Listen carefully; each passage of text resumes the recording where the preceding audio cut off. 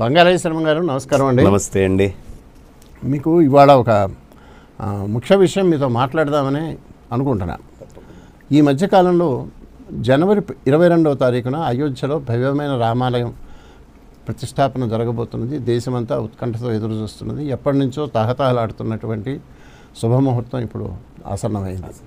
ఈ సందర్భంలో కొంత వివాదము, ముఖ్యంగా ధర్మాచార్యులు, ఈ జగద్గురు శంకరాచార్యులకు సంబంధించి కొత్త ఎక్కువగా నలుగుతున్నది వివాదము. అవన్నీ చూస్తుంటే ఇందులో కొన్ని విషయాలు క్లారిఫై చేస్తే మంచిది ధర్మాచార్యుల పక్షాన అని అనిపించింది నాకు.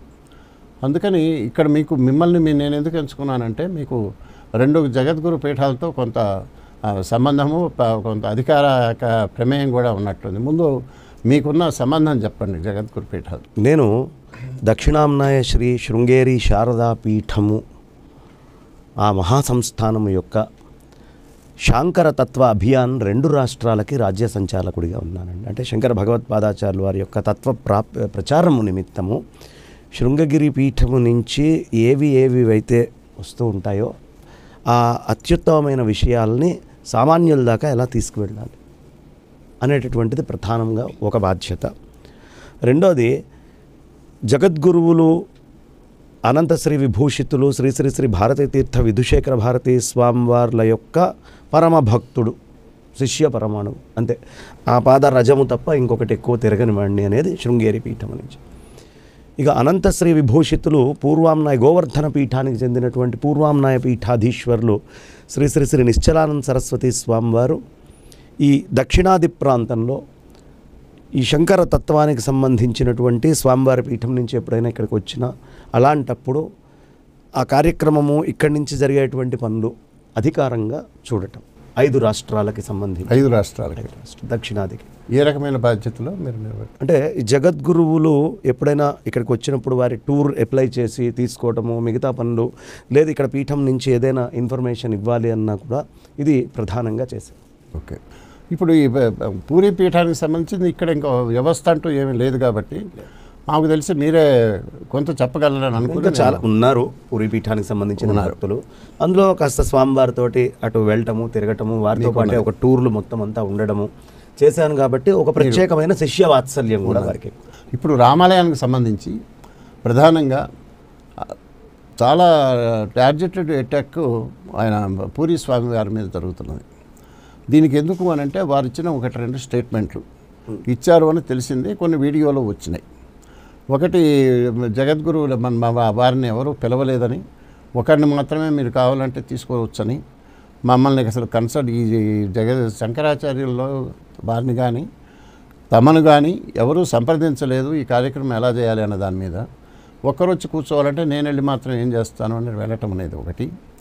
రెండవది, ముఖ్యంగా చాలా పెద్ద దుమానం ఎందుకు జరిగిందంటే, ప్రధానమంత్రి నరేంద్ర మోదీ గారు దాన్ని ఆవిష్కరణ ప్రతిష్టాపన చేయటం అనేది, ఆయన శూద్రుడు కనుక ఆయన ముట్టుకోకూడదు, ఆయన ముట్టుకుంటే నేను చూడలేని వివాదం అనేది ఆయన అన్నాడు అనే దాని మీద చాలా పెద్ద ఆక్షేపణలు వచ్చినాయి. ఈ రెండింటి విషయంలో మీకున్న సమాచారం ఏమిటి, మీరేమంటారు? ప్రధానముగా అక్కడ చెప్పేటువంటివి 2 అంశాలండి. మొదటిది వచ్చి నిశ్చలానంద సరస్వతి స్వామి వారిని ఇంటర్వ్యూ చేస్తున్నారు. ఆ ఇంటర్వ్యూలో ఇంటర్వ్యూవర్ కొన్ని ప్రశ్నలు అడుగుతున్నాడు. అడిగినప్పుడు, అయ్యా మీరు అయోధ్య వెళ్తున్నారా? ఈయనంతటా ఈయన పనిగట్టుకొని ప్రెస్ కాన్ఫరెన్స్ పిలిచి చెప్తున్నటువంటి అంశం కాదు. స్వామివారు వారంతట వారుగా ఓ ఇంటర్వ్యూవర్ ప్రశ్న అడిగినప్పుడు, అయ్యా ఇలా ఒక్కళ్ళు మాత్రమే మాతోటి రావాలి అనేటటువంటి పిలుపు వచ్చింది కాబట్టి మాకు కుదరదు. వారు ఎప్పుడు అబద్ధం చెప్పాల్సిన పని లేదు కదా, నిజం ఏది ఉందో అది మాట్లాడతారు కాబట్టే వారు ధర్మాచార్యులు. ఓకే. కాబట్టి ఆ ఇంటర్వ్యూవర్కి ఇచ్చినటువంటి సమాధానం ఏమిటి? ఒక్కళ్ళతో మాత్రమే రావాలి అనేటటువంటిది. ఇక రెండో అంశము, మాది దర్శక పాత్రగా అక్కడికి వెళ్ళి కూర్చోవటము అనేది కుదరదు. కారణం ఏమిటి అంటే, మనకి మొదటి నుంచి వస్తున్నటువంటి సంప్రదాయం ప్రకారము అందులో చెప్పారు, మోడీ గారు చేస్తే బ్రహ్మాండం, కానీ మేము వెళ్ళి అక్కడ కూర్చొని దర్శక పాత్రలో ఉండడం, స్పర్శ పాత్రలో ఉండాల్సిన మేము దర్శక పాత్రలో ఉండకూడదు. ఇది వారు చెప్పినటువంటి పాయింట్. దాంట్లో అంతరార్థం ఏమిటి అంటే, మోడీ గారు ఈ దేశానికి ప్రధాని, వారు నేను నాది అని అనుకుంటేనే పాలన చేయగలరు. నేను ఈ దేశానికి ప్రధానమంత్రిని, ఈ మొత్తము భారతదేశం యొక్క సార్వభౌమాధికారం అంతా కూడా కాపాడాల్సినటువంటి బాధ్యత నాది. ఈ రెండు ఉంటే తప్ప ఈ నేను నాది అని ఉండి ప్రజలకి సేవ చేస్తున్నటువంటి వీరు ఒక దేశానికి పరిమితమైనటువంటి వారు అవుతారు. కానీ అక్కడికి ఆచార్యులైనటువంటి మహానుభావులు ఎవరైనా దండముతోటి ఉన్నటువంటి శంకరాచార్య పరంపరకు సంబంధించినటువంటి యతులు వచ్చినప్పుడు ఈ యతుల గొప్పతనం ఏమిటి? న కర్మణాన ప్రజయా ధనేన త్యాగేనైకేన మృతత్వమానసు అంటారు. వాళ్ళకి కర్మతోటి కానీ ప్రజ సంతానముతోటి కానీ ధనముతోటి కానీ దేనితోటి సంబంధం, అంత త్యాగమే వాళ్ళకి పరమలక్ష్యం. కాబట్టి వాళ్ళొక్క కాషాయం వేసుకొని మిగతా అన్నీ వదిలిపెట్టి దండ కమండలాలతోటి ఉండేటటువంటిది. ఈ రోజుకైనా రాత్రి అయితే కింద పడుకొని ఉండడము, ఒకటే పూట భోజనం చేయటము, తెల్లవారుజామున లేవడము, నియతంగా 3 సార్లు వాళ్ళు పీఠానికి పూజ చేసుకోవడము, ఈ ధర్మం పరిరక్షింపబడాలి అని శాస్త్రాలు చూడటము, ఎప్పటికప్పుడు పండితులతోటి చర్చ చేయటము, ఈ ధర్మ సూక్ష్మాలన్నీ ప్రజల్లోకి పంపించడము ఓ పరంపరగా కొన్ని 1000 సంవత్సరాలుగా చేసుకుంటూ వస్తున్నటువంటిది. కాబట్టి అంత పరంపరతోటి వచ్చేటటువంటి పీఠానికి సంబంధించినటువంటి ఒక యతి అక్కడ ఉన్నప్పుడు, దండి సన్యాసి ఉన్నప్పుడు యంత్రం వేసే అధికారం ప్రధానంగా ఎవరికి ఉంటుంది?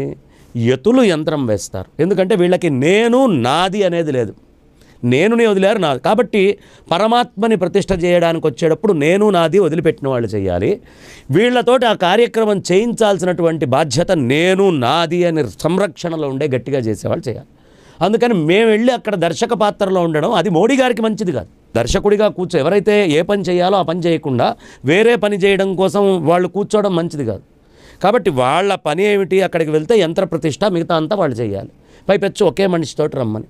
కాబట్టి స్పర్శము అనేటటువంటిది వారు చేస్తూ దర్శనం వీరు చేసుకోవాలనేటటువంటిది అది యోగ్యమైనటువంటి స్థితిగా ఉండదు. పైపెచ్చు పిలిచినటువంటిది ఆయనతో పాటు ఒక్కళ్ళని రమ్మని. మోడీ గారితో పాటు ఒక్కళ్ళు రావడం అనేది ఎలాంటిదో లేదు, ఇంకొక ప్రధానమైనటువంటి ప్రెసిడెంట్ గారు ఒక్కళ్ళతోటి రావడం ఎట్లాగో, కొన్ని వేల సంవత్సరాల చరిత్ర కలిగినటువంటి ధర్మాచార్యుల వారు కూడా ఒక్కళ్ళతోటి రావడం అనేది అంతే బాధాకరమైన విషయం. కాబట్టి దానికి తగ్గటువంటి స్థితి, ఆ హోదా, ఆ పీఠం యొక్క గొప్పతనము ఇవన్నీ కూడా కొంచెం చూసుకోవాల్సిన బాధ్యత ఉంటుంది. అందుకని వారు చెప్పినటువంటి మాట తప్ప మాకు ఈ కార్యక్రమం చేయడంలో బాధ కానీ చెయ్యాలని కానీ చాలా కాలం నుంచి ఎదురు చూస్తున్న కార్యక్రమం అనే చెప్పారు నిశ్చలానంద సరస్వతి స్వామి వారు కూడా. కాబట్టి ఇందులో ఎవరికి ఎంత కావాలో అంత తీసుకుంటున్నారు. వారు మాట్లాడిన మాటలో పోతన భాగవతం కొంత, నా పైత్యం కొంత అని పోతన భాగవతంతో పాటు వీళ్ళ పైత్యాన్ని జోడిస్తున్నారు. మనకి ఎన్ని గుళ్ళు ఉన్నాయండి ప్రతిష్టలు అయ్యేవి? ఓ ఎతి వస్తే ఎతితోటి చేయిస్తున్నామా, మనమే చేస్తున్నామా? ఆ స్థాయిలో మాట్లాడినటువంటి మాట. ఇప్పుడు అక్కడ మరి ఇది బ్రహ్మాండమైన కార్యక్రమం కదా, రకరకాల ఎత్తులు, కొన్ని 100 మంది 1000 మంది కూడా రావచ్చు సెయింట్స్. మన అందరూ ఎత్తులే, అందరూ సన్యాసులే ఉన్నప్పుడు మరి ఎలా చెప్పగలరు? ఎవరున్నా కానీ ఆయన చేయకూడదా అసలు? చెప్తాను. లేక ఇక్కడే ఉండేటైతే ఏ ఎత్తుకి ప్రాధాన్యం ఇవ్వాలి? అక్కడ ఎత్తులు ఉంటే ఎప్పుడూ ఎత్తులు చేస్తే చాలా యోగ్యమైంది. కానీ ఎత్తులలో కూడా అసలు కాషాయాన్ని అభివృద్ధి చేసిందే ఆది శంకరాచార్యులు గారు. అవును. ఈ ఎత్తుల యొక్క పరంపరని దేనిని బట్టి గౌరవిస్తారు అంటే వాళ్ళ యొక్క నెంబర్ ఆఫ్ చాతుర్మాస్యాలను బట్టి. శంకరాచార్యుల వారి నుంచి మొదలైనటువంటి సన్యాసాశ్రమము, గౌడపాదులు గోవిందపాదుల దగ్గర నుంచి మొదలైన సన్యాసాశ్రమంలో ఎక్కువ చాతుర్మాస్యాలు చేసిన వాళ్ళు ఎవరు అన్నప్పుడు ఈ చతురామ్నాయ పీఠాలే వస్తాయి. ఈ చతురామ్నాయ పీఠాధిపతుల్లో ఎవరొచ్చినా వాళ్ళకే ప్రాధాన్యత ఇవ్వాల్సి వస్తుంది. అంటే ఎవరు అయితే వాళ్ళ ఇప్పుడు ఈ పీఠం నుంచి ఎన్ని చాతుర్మాస్యాలు అవుతూ వచ్చినాయి అనేది లెక్క అనమాట. అక్కడ ఇప్పుడు ఈ నలుగురులో ఎవరు అండి? నలుగురు ఒకటేసారి శంకరాచార్యుల వారేగా 4 పీఠాలని. అవును, ఇప్పుడు ప్రస్తుతం ఉన్న 9 జగద్గురు పీఠాల్లో ఉన్న ఆచార్యుల్లో ఎవరు ఎక్కువ చేశారు? నలుగురులో ప్రామినెన్స్ ఎవరికి ఇవ్వాలి? ఫస్ట్ నలుగురులో భారతీ తీర్థ మహాస్వామి చరణుల యొక్క చాతుర్మాస్యాల కాలము, నిశ్చలానంద సరస్వతి స్వామి వారి యొక్క కాలము అధికంగా ఉన్నాయి. కరెక్ట్ లెక్క ఇద్దరిలో ఎక్కువ ఎవరిది అనేది నాకు తెలియదు. ఉన్నటువంటి ఉభయ సన్యాసులు కూడా తర్వాత వాళ్ళు. కానీ ఇక్కడ చూడాల్సింది స్వాముల సన్యాసం కాదు, పీఠం యొక్క సన్యాసం. పీఠము మొదలైన దగ్గర నుంచి చాతుర్మాస్యాలు ఎన్ని జరిగినాయి, ఎందుకు అవిచ్ఛిన్న గురు పరంపరా ప్రాప్త అని చెప్తాం కదా. ఈ శంకరాచార్యుల వారు స్థాపించిన దగ్గర నుంచి ఇవి ఎన్నైనాయి. అప్పుడు చతురామ్నాయ పీఠాలు ఒకటే స్థాయిలో మనకి జరుగుతూ ఉంటాయి అన్నమాట, ఈ విధమైన చాతుర్మాస్య దీక్షలు. కాబట్టి వాళ్ళ తర్వాతే ఎవరైనా ఆ శంకరాచార్యుల వారే మిగతా మహంతు వ్యవస్థలు, నాగసాధు వ్యవస్థలు, గిరి ఆశ్రమ, మిగతా అన్ని సాగర అన్నీ కూడా ఆయన నెలకొల్పినవే. ఈ సన్యాసాశ్రమానికి సంబంధించినటువంటి వైదిక 4 పీఠాలు ఒకే ఆయన ఆదిశంకర్లే స్థాపించినప్పుడు అన్నీ ఒకటే రకంగా ఉంటాయి. ఇందులో ఎక్కువ తక్కువలు ఎలా వస్తాయండి? లేవుగా, ఎక్కువ తక్కువలు ఎందుకున్నాయి? అంటే మరి ఇందులో ఎక్కువ చాతుర్మాస్యాలు అనేది ఎక్కడ వస్తుంది? పీఠం మొదలైన దగ్గర నుంచి చాతుర్మాస్యాల లెక్క అది. ప్రస్తుతం ఉన్నటువంటి స్వాముల వారులలో ఎవరు ఎక్కువ చాతుర్మాస్యాలు చేశారు? అప్పుడు ఆ రకంగా చూస్తే ఎవరు ఎక్కువ వస్తారు? అదే నాకు పూరియను శృంగేరిలో కొంచెం లెక్క కరెక్ట్గా నేను లెక్క వేయలేదు కాబట్టి నాకు పోనీ అది సరే. ఇప్పుడున్న వాళ్ళలో ఈ 4 పీఠాలున్నా ఈ అయోధ్య రామ మందిరం అనేది దీనికి కూడా ఈ జగద్గురు పీఠాలకు కూడా ఏమైనా జ్యూరిస్డిక్షన్లు ఉంటాయా? 4 ఆమ్నాయాలు కదా ఉన్నాయి. అయోధ్య ఏ ఆమ్నాయం కిందకి వస్తుంది? అయోధ్య ఉత్తరాది కింద వస్తుంది. బదరీ పీఠాధిపతులు దీనికి ప్రధానమైనటువంటి వారు. బదరీ కిందకు వస్తుంది. బదరీ పీఠము యొక్క జ్యూరిస్డిక్షన్లో ఇదంతా జరుగుతుంది. ఉత్తరాఖండ్ నిశ్చలానంద సరస్వతి స్వామి వారు కూడా మా పీఠం యొక్క జ్యూరిస్డిక్షన్ నర్మదా ప్రయాగ దాకా ఉన్నది. కానీ ప్రయాగ తర్వాత కదా అయోధ్య, అది ఉత్తరాది కదా. ఈయన పూర్వాంనాయ, ఆయన ఉత్తరాంనాయ. ఇప్పుడు అది ఉత్తరమా పూర్వమా? ఉత్తరమే కదా, కాబట్టి ఉత్తరాంనాయం కిందకు వస్తుంది, బదరి కింద. మరి అలాంటప్పుడు అక్కడ జగద్గురు శంకరాచార్యులు చేయవలసి ఉంటుందా? అక్కడ శంకరాచార్యులు వారిని ఆ జ్యూరిస్డిక్షన్లో వాళ్ళు ఆహ్వానం. మరి ఇక్కడ అది రామానంద సంప్రదాయము అసలు, అందుకని రామానంద సంప్రదాయానికి సంబంధించిన వాళ్ళు చేస్తారు అని అన్నారు. అప్పుడు మరి రామానంద సంప్రదాయానికిను ఈ జగద్గురు సంప్రదాయానికి ఏమైనా తేడా ఉందా? ఇప్పుడు కాషాయం ఎవరు చేయాల్సి వస్తుంది? కాషాయము అనేటటువంటిది మొదలుపెట్టినటువంటిది ఆదిశంకర భగవత్పాదాచార్యులు వారు. రామానంద సంప్రదాయము అనేటటువంటిది మొదలవక ముందే అయోధ్యలో రామచంద్రమూర్తి యొక్క క్షేత్రానికి శంకర సంప్రదాయంలో పూజలు జరిగినాయి. ఓకే. ఇప్పుడు ఏది లెక్క అంటారు? Order when you go in to history, ఎవరు ముందు చేశారు? అవును. అయోధ్యలో ఎప్పుడైతే ఉత్తరాంనాయం అంతా కూడా ఫలానా పీఠం అని చెప్పారో, అయోధ్యకి శంకర భగవత్పాదాచార్యులు వారు కూడా వెళ్ళారో, అంటే దీనికి పూజా విధానం ఏది ఉంది మొదటి నుంచి? ఇప్పుడు 500 ఏళ్ల నుంచి అక్కడ లేదు మసీదు, రామాలయం అనేటువంటిది గొడవ. ఏ రామాలయానికే ఎందుకు ఇచ్చారు? దాని చరిత్రలో రామాలయము అనేటటువంటిది అత్యంతమైనటువంటి సనాతనమైంది ఈ ఉన్నదానికంటే కూడా అనే కదా ఇచ్చింది. ఇప్పుడు పూజా విధానం హిస్టరీ తీసుకుందాం. రామానంద సంప్రదాయం ఎప్పుడు మొదలైంది? శంకర్ల సంప్రదాయం ఎప్పుడు మొదలైంది? ఎప్పుడు అయోధ్యలో పూజలు జరిగినాయి? దీనిని బేరీజు వేసుకొని దానికి తగ్గట్టుగా ఆ సంప్రదాయం నెలకొల్పి. కాబట్టి ఇక్కడ అయోధ్యకు సంబంధించిన వరకు శంకర సంప్రదాయము జగద్గురులకే ఎక్కువ ఆధిక్యం ఉంటుందా? అంతే కదా. సాధారణంగా అయోధ్య రామచంద్రమూర్తికి అప్పటి నుంచి కూడా పూజా విధానం అన్నీ కూడా శంకర సంప్రదాయం యొక్క ఆధీనం వచ్చేటప్పటికి ఈ యతి ఇంకొక ఆశ్రమ ధర్మాలు లేవు, మహంతుల ఆధీనంలో ఉండేది. ఆ మహంతుల్ని నియమించిన వారు ఆదిశంకర్లు. ఆదిశంకర్లు నియమించినటువంటి మహంత సంప్రదాయంలో ఆ మహంత సంప్రదాయం ఏదో దాని ప్రకారం జరగాలి. తర్వాత ఇప్పుడు మన అందరూ, ఎందుకంటే సన్యాసులను స్వామీజీలని విమర్శించడం అంటే ప్రతివాడు మహాపండితుడే. ఎందుకంటే అందరికీ కలిసి ఎవరయ్యా అంటే ఈ ఆచార్యులు, ధర్మాచార్యులు. అందుకని వీళ్ళ ఇష్టం వచ్చిన మాట్లాడుతున్నారు. కానీ కొత్తగా ఆందోళనకరం ఏంటంటే కేంద్ర ప్రభుత్వంలో మంత్రిగా ఉన్న నారాయణ రాణే అనే ఆయన మొన్న ఈ మధ్య ఒక ప్రకటన చేశాడు. ఈ జగద్గురు పీఠాల వాళ్ళు ఈ శంకరాచార్యులు హిందూ మతానికి ఏం చేశారు, ఏమిటి వీళ్ళ ఉపయోగము అనేది ఆయన క్వశ్చన్ చేశాడు. ఆయన స్థాయి ఎంతైనా, ఆయన ఎంతటి చిన్న వాడైనా ఆయన ఆక్యుపై చేసిన చైర్ పెద్దది కాబట్టి ఒక భారత ప్రభుత్వంలో ఒక బాధ్యతాయుత స్థానంలో ఉన్నాడు కాబట్టి ఆయన అన్న దాని మీద చాలామంది విమర్శలు దుమారాలు వచ్చినాయి. దీని విషయంలో అసలు ఈ మాట చాలామంది అంటుంటారు, ఏం చేస్తున్నారు శంకరాచార్యుల వాళ్ళు, వీళ్ళందరూ రోడ్డు మీదకి వస్తారా, కట్టెలు పట్టుకుంటారా, పోరాటాలు చేశారా, వీళ్ళు ఏం చేశారు, అందుకని వీళ్ళ గురించి ఎందుకు మాట్లాడాలి అంటున్నారు. అసలు ఏమిటి వీళ్ళ రోలు, వీళ్ళు మతానికి చేసింది ఏమిటి మీ దృష్టిలో చెప్పండి. ముందు అసలు సింపుల్గా ఒకటి చెప్తాను. నారాయణ రాణే అనే అతనికి మినిమం నాలెడ్జి కూడా లేకుండా మాట్లాడాడు. ఫస్ట్ స్టేట్మెంట్ మినిమం అంటే బేసిక్ నాలెడ్జి అంటారు కదా, కనీసం అసలు ఇవాళ బీజేపీ పార్టీ, ఇవాళ అతను మంత్రిగా కూర్చున్నటువంటి పదవి, ఈ రెండు శంకరాచార్యులు వారు ఇచ్చిన భిక్ష. ఎందుకు లేదు అంటే ఇప్పుడు నా దృష్టిలో నారాయణ రాణే అనేటువంటి వాడు గొంగళి పురుగు లాంటి వాడు. ఏ ఆకు మీద ఉన్నానో ఆ ఆకునే తినేటటువంటి పురుగు గొంగళి పురుగు. ఏ అనుగ్రహం మీద అతను పదవిలో కూర్చున్నాడో ఆ అనుగ్రహాన్నే దూషిస్తూ ఉన్నాడు. అంతకంటే తెలివి తక్కువ వాడు ఎవడుంటాడు? కొమ్మ మీద కూర్చొని అవతల పక్క నరుక్కుని వాడు కింద పడ్డట్టుగా. మీరు ఎలా చెప్పగలరు? ఆయన ఉన్నది రాజకీయాల్లో. నేను చెప్తాను, అసలు ఆయన ఆ పదవి తీసుకున్నాడంటే శంకరాచార్యుల వారి కారణం అంటున్నా. బీజేపీ అక్కడ ఉంది అంటే శంకరాచార్యుల వారి కారణం అంటున్నా. ఎలా అంటే ఇవాళ మీరు ఆ పార్టీని ఏమని పిలుస్తారు? ఎవరైనా పిలవాలంటే కాషాయం పార్టీ అంటారు. సాఫ్రాన్ పార్టీ అని పిలుస్తారు ఉత్తరాది వాళ్ళు. కాషాయము సాఫ్రాన్ అనేటటువంటిది మీకు ఆ ట్యాగ్ లైన్ అంటుకుండడం వల్లే కదా మీరు ఇక్కడ బీజేపీ పదవిలోకి వచ్చింది, కానీ వాళ్ళ అధికారంలో ఉంది. కానీ మరి ఈ సాఫ్రాన్కి ఆ కాషాయానికి బ్రాండ్ అంబాసిడర్ ఎవరు? ఆదిశంకర భగవత్పాదాచార్యులు వారు. ఆయన కాషాయాన్ని ఇచ్చేస్తే ఆయన యొక్క శక్తి ఎంత అని ప్రశ్నించేటటువంటి వాడు ఆ కాషాయం మీద గెలిచాడు. అంటే శంకరాచార్యులు వారు 1000 సంవత్సరాల క్రితం చేసినటువంటి పని వల్ల ఇవాళ నువ్వు అధికారంలో ఉండే ఓ మినిస్టర్గా ఉన్నావు. ఎవరి వల్ల నువ్వు పవర్లోకి వచ్చావో, ఎవరి వల్ల నీ పార్టీ పవర్లోకి వచ్చిందో, ఎవరి అనుగ్రహం వల్ల ఇవాళ మీరు చేయగలుగుతున్నారు, దీనంతటికీ మూలం ఆదిశంకర భగవత్పాదాచార్యులు. ఇది చాలదా అతను చెప్పినటువంటి మాట మొత్తానికి ఇది అని. తర్వాత శంకరులు అంటే ఏమిటి? శంకరులు అంటే ఈ భారతదేశాన్ని మొత్తము 3 సార్లు ఇటు నుంచి అటు ఆమూలాగ్రం అంతా కూడా చుట్టి కాలి నడకతో వీళ్ళలాగా సుఖాలు అనుభవిస్తూ అట్లా కాదు, 32 సంవత్సరాల్లో 3 సార్లు భారతదేశం మొత్తం యాత్ర చేస్తే ఇవాళ మీరు కేదార్నాథ్ వెళ్ళి మోడీ గారు శంకరాచార్యుల వారి విగ్రహం ప్రతిష్ఠ చేశారు. అక్కడ శంకరాచార్యుల వారి కోసం ఎంతమంది జనం కూర్చొని ఉన్నారండి? శంకరాచార్యుల వారి కోసం మీరు ఇక్కడేది మన కేరళ వెళ్తారు, కాలడిలో ఎంతమంది జనం శంకరాచార్యుల వారి కోసం వెళ్తూ ఉన్నారండి?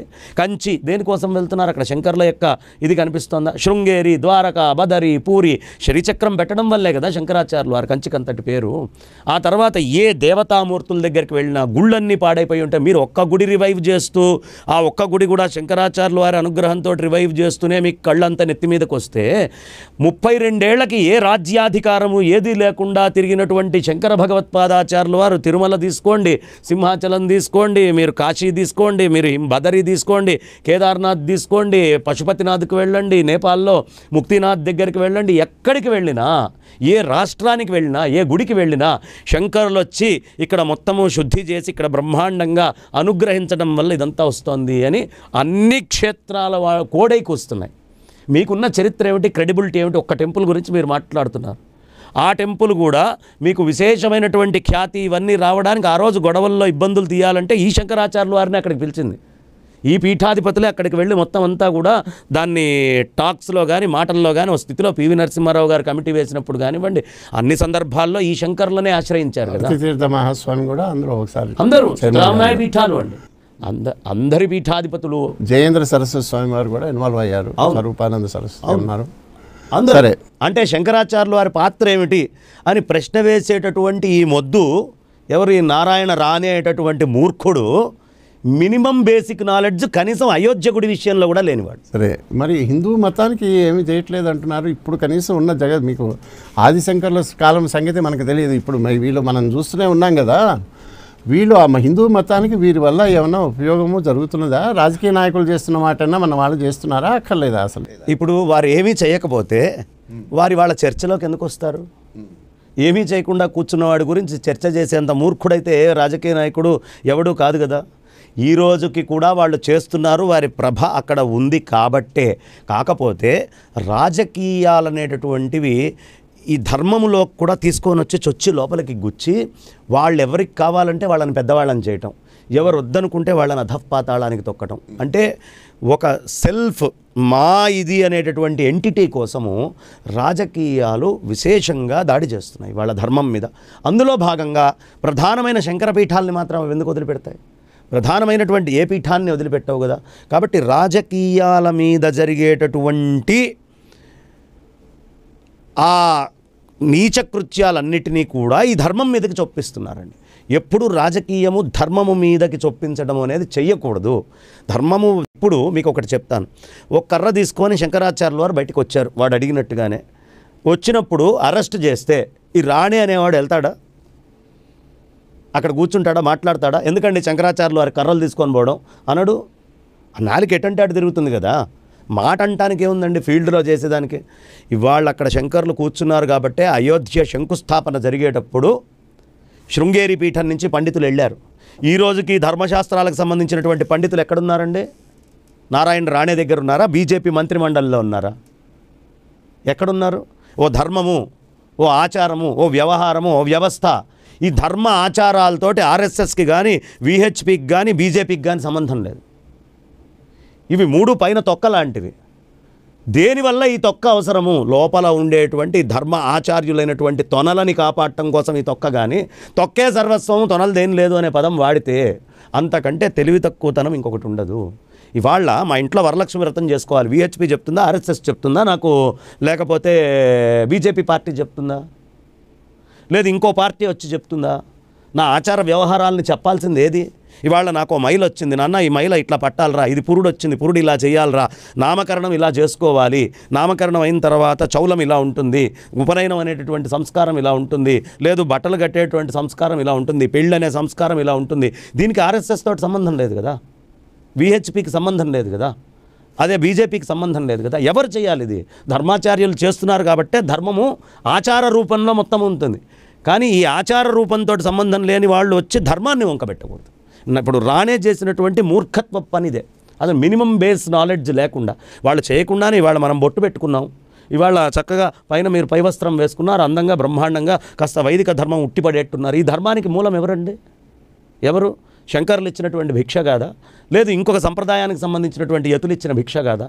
వాళ్ళు ఇచ్చిన భిక్షతోటి మనం ఈ సంస్కారాలు రూపాలు ఉన్నాయి తప్ప ఇవాళ వచ్చినటువంటి దానివల్ల ఏం లేదు కదా. కాబట్టి నీ మొహం మీద బొట్టు ఉందంటే శంకరుడు అనుగ్రహం ఉంది. బాగుంది. ఇప్పుడు ఇంకొకటి శర్మ గారు, ఇక్కడ ధర్మాచార్యులు ఒక ఆదేశం ఒకటి ఉంటుంది. మనకి లౌకికంగా ఇప్పుడు దేశాన్ని ఎదురుతున్న ప్రధానమంత్రి, ఆయన ఉన్న వ్యవస్థ, పార్టీ వైభవంగా ఉజ్వలంగా వెలిగిపోతూ ప్రపంచ ఖ్యాతి పొంది ఎంతో చేసిందని అందరూ ఆనందిస్తున్నారు. ఇప్పుడు ఒకవైపు వాళ్ళు తీసుకున్న ఒక నిర్ణయము, వాళ్ళు అనుకుంటున్నది, దానికి ధర్మాచార్యులు చెప్పినటువంటి అనుశాసనము లేక వారి ఆదేశము, వారి అభిప్రాయము భిన్నంగా కనుక ఉంటే ఈ మామూలుగా లౌకికుడికి, ఈ ధర్మాచరణలో ఉన్నవాడికి ఏది కర్తవ్యము, ఏది పరిపాలించాలి, ఏది శిరస వహించాలి? మీరు అడిగిన ప్రశ్నలోనే సమాధానం ఉందండి. ధర్మానికి సంబంధించి అనే మాట అన్నప్పుడు ధర్మానికి సంబంధించిన వాళ్ళు ఆచార్యులు. రాజకీయ నాయకులు ఎట్లా అవుతారు? ఇంకొక వేరేవి ఎట్లా అవుతాయి? ధర్మము అనేటటువంటిది ఆచార్యులే చెప్పాలి. కాబట్టి ఆచార్యుడు ఏది ఆదేశిస్తే అదే ధర్మం, ఆచార్యుడు ఏది శాసిస్తే అది ధర్మం. ఎందుకు? ఆచార్యుడు ఏం చేస్తాడు? ఆచనోదితి శాస్త్రాన్ని వాళ్ళు స్వయంగా ఆచరించి తర్వాత బోధ చేస్తారు. స్వాధ్యాయ ప్రవచనేచ. వాళ్ళు ఒక పూట తిండి తింటూ మనం ఎలా నిమితమైన ఆహారం తీసుకోవాలో చెప్తున్నారు. వాళ్ళ విహారం చేస్తూ మన విహారం ఎలా ఉండాలో చెప్తున్నారు. వాళ్ళు నిత్యం అనుష్ఠానం చేస్తూ మన అనుష్ఠానం ఎలా ఉండాలో చెప్తున్నారు. వాళ్ళు నిత్యము ఈశ్వరుణ్ణి, భగవంతుణ్ణి ఏ ఏ రూపాల్లో చేయాలో, సమాజంలో ధర్మము ఇలా ఆచరించాలి, ధర్మాన్ని ఎప్పుడు వదిలిపెట్టకూడదు, వాళ్ళు ఆచరిస్తూ వాళ్ళు చేస్తున్నటువంటి దాన్ని చూస్తే మనం. కానీ సమస్య ఎక్కడొచ్చింది అంటే ప్రతి తల్లిదండ్రులు వాళ్ళ పిల్లల్ని రాజకీయాల్లో పెట్టడము, వాళ్ళని వాళ్ళు రాజకీయాల్లో ఎంగేజ్ చేసుకోవడంలో ఉన్నటువంటి శ్రద్ధ గురువులతో ఎంగేజ్ చేయాలి అనేది లేకుండా పోయింది. ఇప్పుడు మీకు మిగతా ధర్మాలు తీసుకుంటే, ఒక క్రిస్టియన్ కమ్యూనిటీని మీరు తీసుకుంటే, ఆ భార్య, ఆ భర్త, ఆ పిల్లలు ఒక పాస్టర్కి అనుబంధమై ఉంటారండి. మాది ఈ చర్చు, ఈ పాస్టరు మాకు వీళ్ళకి సంబంధించిన వాళ్ళు, అవునా? ఇప్పుడు అదే విధానంలో మనం ఒక ఇస్లాంలోకి వెళ్తే, ఇగో ఈ మౌల్వీ మాకు సంబంధించిన ఆయన, ఈయన మాకు సంబంధించింది, ఈయన మా కుటుంబానికి సంబంధించినటువంటి మొత్తాన్ని ధర్మబోధ చేసేటువంటి ఈయన అని వాళ్ళ బోధల్ని వింటూ వాళ్ళని పెద్దవాళ్ళు ఉంటూ చిన్నవాళ్ళని అటాచ్ చేస్తారు. ఈ కాలం మనకి హిందూ ధర్మానికి ఎట్లా వచ్చిందయ్యా అంటే, 100వ రోజు ఫంక్షన్లో జూనియర్ ఎన్టీఆర్ని చూడటం మీద ఉన్నటువంటి శ్రద్ధ నిజమైనటువంటి రాముడి విషయంలో లేని స్థాయిలోకి దిగజారిపోయి ఉన్నాం. అది చూడటం గొప్ప విషయం, నేనే వద్దనను. కానీ అక్కడ ఎంత శ్రద్ధ ఉందో, అరే ఈ రాముడు, ఈ ధర్మము, ఈ జాతి, ఈ గొప్పతనము అనేటటువంటి దాంట్లో లేకుండా పోయింది. కాబట్టి ధర్మాచార్యుల దగ్గరికి మనం అటాచ్ చేస్తే పిల్లలకి ధర్మం వస్తుంది. తల్లిని చూడాలి, తండ్రిని చూడాలి, గురువులను ఆదరించాలి, సంఘంలో ఇలా బతకాలి, ఈ విషయాలన్నీ వాళ్ళు నేర్పిస్తారు. ఈ డిటాచ్మెంట్ ప్రాసెస్ అనేది హిందూ ధర్మంలో రావడం వల్ల ఈ ప్రశ్న అసలు మీరు అడిగారు అంటేనే ఈ డిటాచ్మెంట్ రావడం కారణం. లేకపోతే నన్ను ఈ ప్రశ్న మీరు వెయ్యరు కదా. ధర్మమే గొప్పది, ధర్మస్య జయోస్తు, ధర్మమే అన్నిటికంటే ప్రధానమైనటువంటిది. కాబట్టి అలాంటి ధర్మాన్ని ఆచార్యులు చెప్తారు కానీ రాజకీయ నాయకులు ఎందుకు చెప్తారండి? రాజకీయ నాయకులు వాళ్ళకి ఏది ప్రయోజనమో అది చెప్పుకుంటారు. ఇక్కడ కన్ఫ్యూజన్ ఎందుకు వచ్చిందంటే శర్మ గారు, 4 జగద్గురు పీఠాలు ఉన్నప్పుడు, ఆచార్యులు ఉన్నప్పుడు, నలుగురు మొదలు వచ్చిన ఇదేంటంటే నలుగురు అసలు వెళ్ళట్లేదు, అది ఆ కార్యక్రమానికి అటెండ్ కావట్లేదు అని వచ్చింది. ఆ తర్వాత మళ్ళా ఒక ఇద్దరు అనుకూలము, ఇద్దరు వ్యతిరేకము అన్నట్టుగా మళ్ళీ ఇవన్నీ బయట పత్రికలు, బయట మనకు మాధ్యమాల ద్వారా తెలుస్తున్నవే కానీ ఏ ఆచారాల గురించి మనకు తెలిసిందేమి కాదు. అందుకని ఇది సెకండ్ హ్యాండ్ ఇన్ఫర్మేషన్, ఎంత మటుకు నిజమో కూడా మనకు తెలియదు. రెండవది, ఇప్పుడు మీరు శృంగేరి జగద్గురువుల గురించితో మీకు సంబంధము కొంత బాధ్యత ఉన్నది అని అన్నారు, పూరీ స్వామి వారితో ఉన్నదని అన్నారు. ఈ రెండిట్లోనే పూరీ స్వామి వారేమో ఖచ్చితంగా అయోధ్య దాన్ని వ్యతిరేకించారు, జరిగేదాన్ని వెళ్ళట్లేదు, అది ధర్మ వ్యతిరేకంగా జరుగుతున్నది అనే మాట ఆయన అన్నారు. అలాగే జగద్గురు శృంగేరి స్వామి వారు దీన్ని బ్లెస్ చేసినట్టుగా వారి నుంచి ఒక శ్రీముఖం ఏదో వచ్చింది. దీనివల్ల కొంత కన్ఫ్యూజన్ రావడానికి ఏమైనా అవకాశం ఉందా, లేక మనం అర్థం చేసుకోవడంలో పొరపాట? కేవలం మనం అర్థం చేసుకోవడంలోనే పొరపాటండి. శృంగేరి జగద్గురువులు ఎక్కడా ఎవరికి ఏమి ఇంటర్వ్యూ ఇవ్వలేదు. శంకుస్థాపనకి ముహూర్తం అప్పుడు పండితులు కావాలి అంటే పండితుల్ని పంపించడం అది జరిగింది. అయోధ్యలో రామమందిరము రావడము అనేది ఆ విషయంలో చతురామ్నాయ పీఠాల్లో ఏ ఒక్కరిలో విభేదం లేదు. అయోధ్యలో రాముడు వచ్చి తీరాల్సిందే, ఆ మహోత్సవం జరిగి తీరాల్సిందే, దీంట్లో మార్పు లేదు. ఇది ప్రధానమైన ధర్మ విషయం. ఇక రెండో విషయం ఎక్కడొచ్చింది అంటే శృంగగిరి జగద్గురువులు రామ విగ్రహం రావాలి, రామచంద్రమూర్తి ప్రతిష్ట కావాలి, వాతావరణం అంతా ఇదైపోయింది, ముందు మనల్ని అడిగారా అడగలేదా ఇవన్నీ పక్కన పెట్టేస్తే రాముడు వచ్చి తీరాల్సిందే, అక్కడ కూర్చోవాల్సిందే. కాబట్టి సంపూర్ణమైనటువంటి అంగీకారం. రాముడి ప్రతిష్ట విషయములో నిశ్చలానంద సరస్వతి స్వామి వారికి కూడా పూర్ణ అంగీకారమే. కానీ పీఠ మర్యాద విషయంలో వారికి వచ్చినటువంటి ఇబ్బందిని చెప్పారు. పీఠానికంటూ ఓ మర్యాద ఉంటుంది కదండి, ఆ మర్యాద విషయంలో వారు మాట్లాడారు తప్ప రాముడి యొక్క విగ్రహ ప్రతిష్ట ఈ విధంగా ఇది అని చెప్పాలా. మేము దర్శన పాత్రలో ఉండకూడదు. తర్వాత మేము వెళ్ళి ఒక్కటే వ్యక్తితోటి వెళ్ళి అక్కడ కూర్చోవటము, అందరిలాగానే వచ్చి కూర్చోవడం అనేది మేము చేయకూడదు. పీఠానికి ఓ మర్యాద ఉంటుంది, ఆ మర్యాద స్థాయి దానికి తగ్గటువంటి మర్యాద ఉన్నప్పుడే మేము వెళ్తాము. కాబట్టి ఆయన మాట్లాడింది పీఠము స్థాయిలో. ఇక్కడ పీఠము నుంచి వెళ్ళాలి అనే ఉద్దేశం కానీ ఇది కానీ ఏది లేదు.